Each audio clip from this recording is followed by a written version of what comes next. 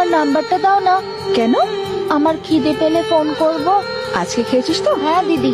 ওকে, তোর কোনো প্রয়োজন হলে আমায় ফোন করিস। ঠিক আছে, থ্যাঙ্কস দিদি। এই যে নাম্বার। আরে সুপার, নাম্বারটা দে। 1000 টাকা দিলে দেবো। আরে একটু আগে তো 100 টাকা দিলাম। তুমি তো বললে রেসপেক্ট চাই নাকি টাকা চাই। দেবো না এখনো। আর টাকার কথা বলিস না ভাই, এক্ষুনি 2000 টাকা চেয়ে বসবে। এই নে। চললাম। নাম্বারটা তো পেলি, এবার কি করবি? কল করবো।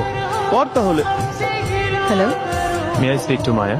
Yes, it's Maya speaking. Maya, this is Varun. I work as an event organiser. Okay, তোমার ফ্রেন্ড আমাকে নাম্বারটা দিয়েছে। কি সব বলছিস? আমার friend? I mean my friend.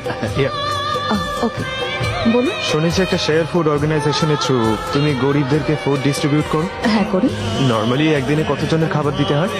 Share এমন কিছু নয়, আসলে কারোর কাছে খাবার বেঁচে গেলে সেগুলো কালেক্ট করে খাওয়াই।